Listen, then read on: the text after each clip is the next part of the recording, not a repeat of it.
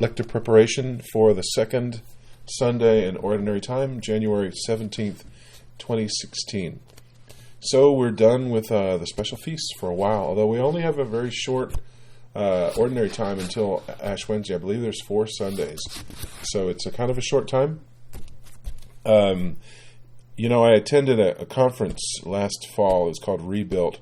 And one of the things that they told us was that this time of the year is our time. In other words, this time between Christmas and Easter is when we have people come into church, for one thing, and we have their attention. They're willing to really, with Lent and all that kind of stuff, for whatever reason, they are more attentive. So this is our time. I'd like for this time to be especially, let's just say a more intense time for us who are ministers of the Word. The lectors, I want us to work on our craft a little bit more, and I have some ideas which I will, when I can put them together a little bit more, I will tell you. But basically, the idea is that all of us can do a little bit better, no matter at what level we are.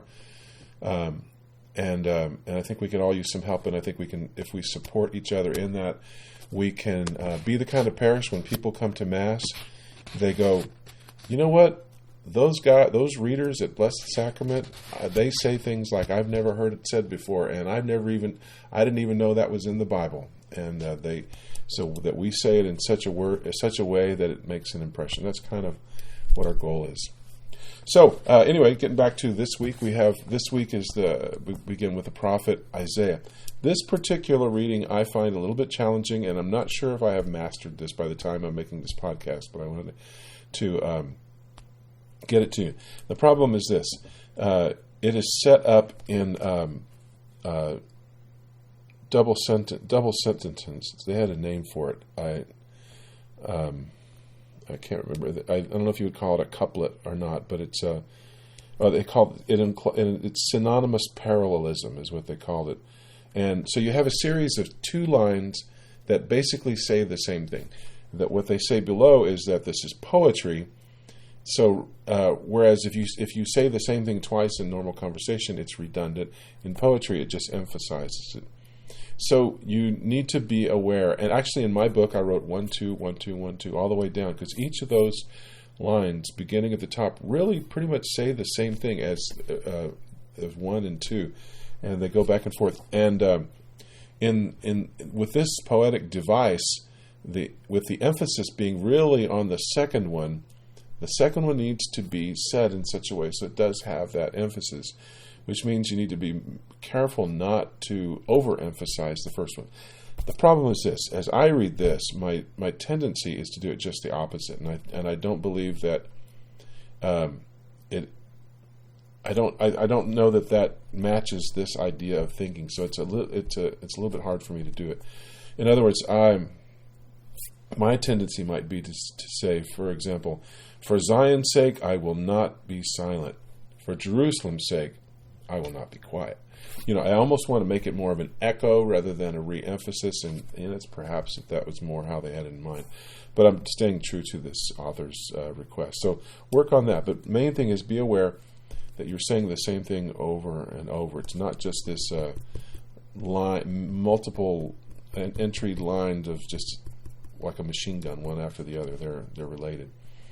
I like the last sentence, as he says below. He says, imagine a father's wedding toast and the energy and momentum it would develop as he looks on the bride and groom and paints them with words the future he envisions for them. That's the energy that pervades these lines. You must persuade through the joy you clearly feel that God, because God is in charge, hope and joy are not only possible but assured. So again, you have this mechanical thing going on, these 2 lines, and you've got to work out that, and then try to keep this idea of joy and wishing the best for these people. So I'll give it a shot. A reading from the book of the prophet Isaiah. For Zion's sake, I will not be silent. For Jerusalem's sake, I will not be quiet until her vindication shines forth like the dawn, and her victory like a burning torch. Nations shall behold your vindication, and all the kings your glory. You shall be called by a new name, pronounced by the mouth of the Lord. You shall be a glorious crown in the hand of the Lord, a royal diadem held by your God. No more shall people call you forsaken, or your land desolate, but you shall be called my delight, and your land espoused. For the Lord delights in you and makes your land his spouse. As a young man marries a virgin, your builder shall marry you, and as the bridegroom rejoices in his bride, so shall your God rejoice in you. The word of the Lord. Thank you. Okay, so I'm turning the page on page 48. To keep in mind, pace. The rate at which you need to read is influenced by the size of your church, the size of the congregation, and the complexity of the text. Now, those first two of the three really don't change so much for us. For us, they are the same, basically, each week, but we need to keep in mind. So, the size of our church, there are bigger churches, but when you speak at the AMBO, you need to bear in mind that you have up to, up to 1,000 people that are listening to you. Of course, you do have the aid of the PA system, but at the same time, your voice, you need to speak to the whole of people, and the way you speak will influence your volume and your expression. The size of the congregation, as you said, that doesn't change so much. However, the complexity of the text, and it says, as each increases, the rate decreases. So when you have a text that is more complex, you need to slow down, emphasize individual words or individual phrases a little bit more to make sure that those words, that those ideas are being well communicated. In other words, you don't want to rush through too much. At the same time, they're not saying it here, but you can go too slow. You can really drag things down if you go too slow. So there's a variety of rhythms, and that you'll find your own pace. Okay, reading 2. We're in the first letter to the Corinthians now, and this is a very famous reading. The problem with very famous readings is it's easy to kind of slip into what you think you might have heard before. But we want to study each of these each week and come make this an embodiment within ourselves of what this reading is about. Okay, I am looking on the left side, and there's a lot of notes here that I want to bring to your attention. Okay, the salutation helps set the conciliatory tone of Paul's teaching. And normally when most of us read this line, and by the way, this, brothers and sisters, throughout the Bible, it doesn't happen every time. This is that is said, but in their lectionary, to give it a proper beginning, they insert that brothers and sisters. Most of us read it about like this: brothers and sisters. I think I was thinking about it, and if I were addressing my brothers and sisters, and I wanted them to really listen, I hope I can get this right. It might sound more like this: brothers and sisters. I'm trying to find the right one, and you would, brothers and sisters. In other words, find a word a way of saying that fits. Brothers and sisters. I think that's what I was looking for. Brothers and sisters. Okay, so then he has these. There's 3 lines: different kinds, different forms, different workings. So there's a trio of sentences there that are all one thought, and so keep that in mind. So you might say, there are different kinds of spiritual gifts, but the same Spirit. There are different forms of service, but the same Lord. There are different workings, but the same God who produces all of them in everyone.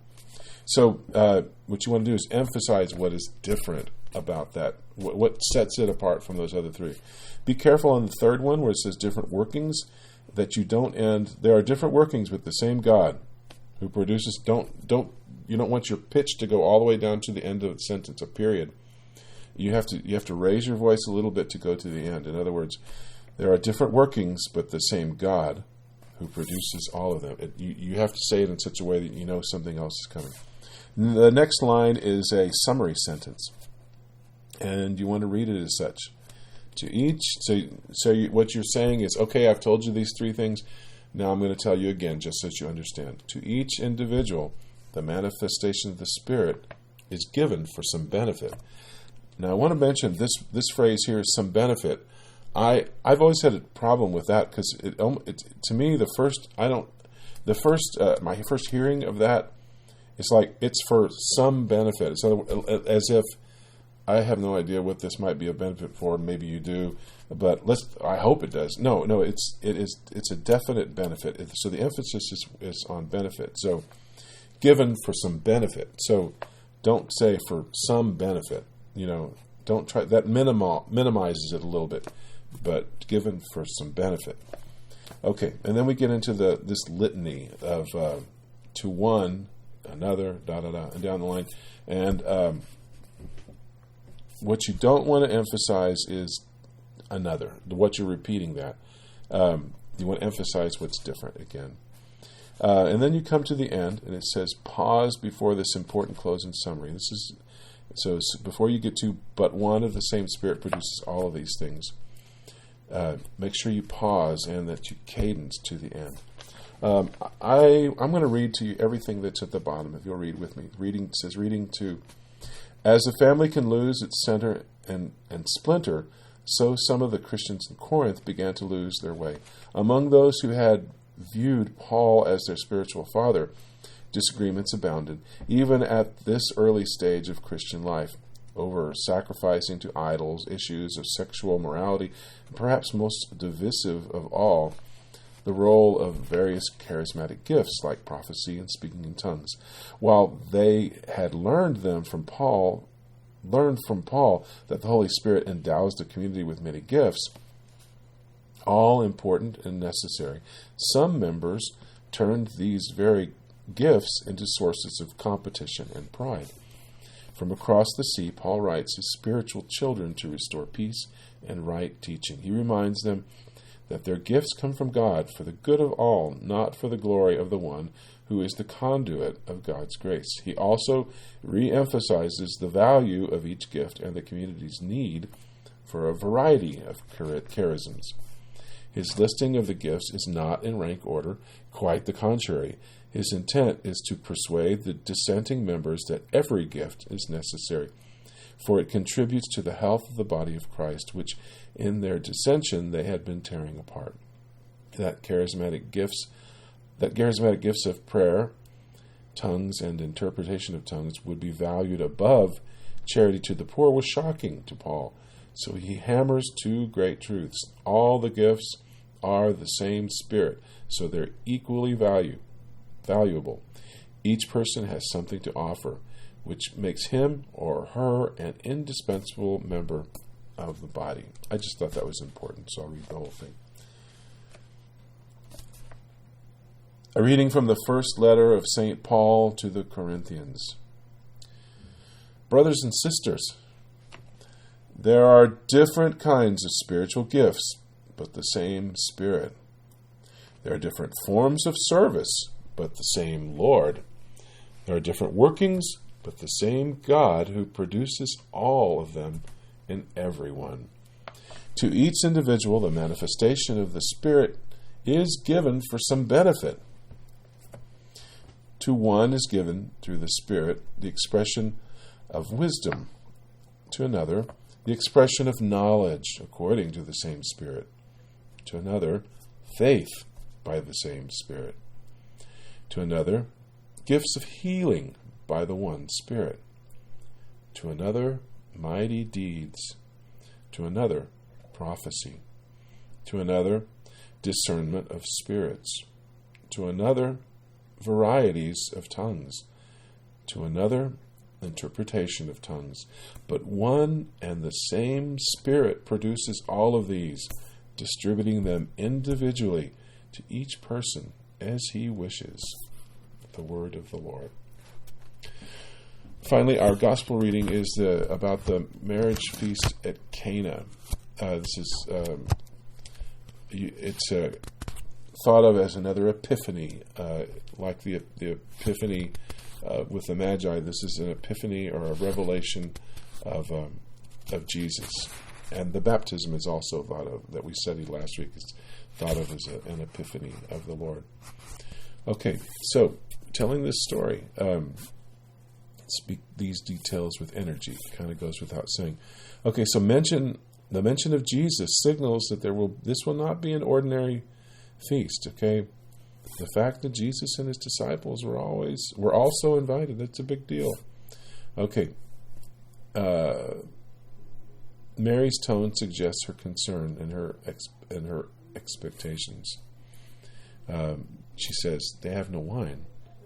It's not just a matter of saying it, but it's said in a way that she is concerned. When Jesus responds with the word woman, that is not a respectful tone. It's just a way of speaking that they had then. It doesn't mean like you're just nobody, you're just a woman, not at all. And then he says, my hour has not come. And then it says Mary does not hear a no in his response. In fact, she acts like she said, that's what you're going to say? Yeah, I don't think so. Jesus, this is your time. So it's as if she disregards what he says, and she says to the servers, and as if she's saying it to them while he's looking at Jesus, saying, "Do whatever he tells you." In other words, Mama knows best. And then talks about the stone jars and all that kind of brisk. You want to speak briskly through some of those. It is significant that they were ceremonial jars for ceremonial washing. And if you can read below where it talks about this was, it talked about shifts the focus from ritual to the heart of the gospel. Rather than slavish ties to rubrics of the old law, Jesus introduces his disciples to the superabundance of God's grace and the freedom of God's kingdom. So the fact that there were ritual jars was significant. While I'm down there, I'm going to look at the bottom. It says, Mary's words to the servants. The last she speaks in all the gospel accounts echoes down the centuries pardon me, as sage advice to all who would be her son's disciples. This event transcends Jesus' other miracles to become one of John's 7 signs that manifest the glory and power of Jesus. Again, sorry about that. Almost to the end. Okay. So another thing. They take it to the head waiter, and then the head waiter. Imagine the waiter drawing the groom aside for a hushed dialogue. So he tastes the wine and he goes, He goes over to the groom and says, "Hey, everyone serves good wine first. And then when people have drunk freely an inferior one, but you've kept the good wine until now." And then we have the end of it there. Let me see if I can get through the reading. Sorry about this. Getting over this cough. A reading from the Holy Gospel according to John. There was a wedding at Cana in Galilee, and the mother of Jesus was there. Jesus and his disciples were also invited to the wedding. When the wine ran short, the mother of Jesus said to him, "They have no wine." And Jesus said to her, "Woman, how does your concern affect me? My hour has not yet come." His mother said to the servers, "Do whatever he tells you." Now there were 6 stone water jars there for Jewish ceremonial washings, each holding 20 to 30 gallons. Jesus told them, fill the jars with water. So they filled them to the brim. Then he told them, draw some out now and take it to the head waiter. So they took it. And when the head waiter tasted the water that had become wine, without knowing where it came from, although the servers who had drawn the water knew, the head waiter called the bridegroom and said to him, everyone serves good wine first, and when people have drunk freely an inferior one, but you've kept the good wine until now. Jesus did this as the beginning of his signs at Cana in Galilee, and so revealed his glory, and his disciples began to believe in him. The Gospel of the Lord. Thank you all very much for your time today and for all of the work that you put in with this ministry. I can't overemphasize how important it is. Be bold. Thank you.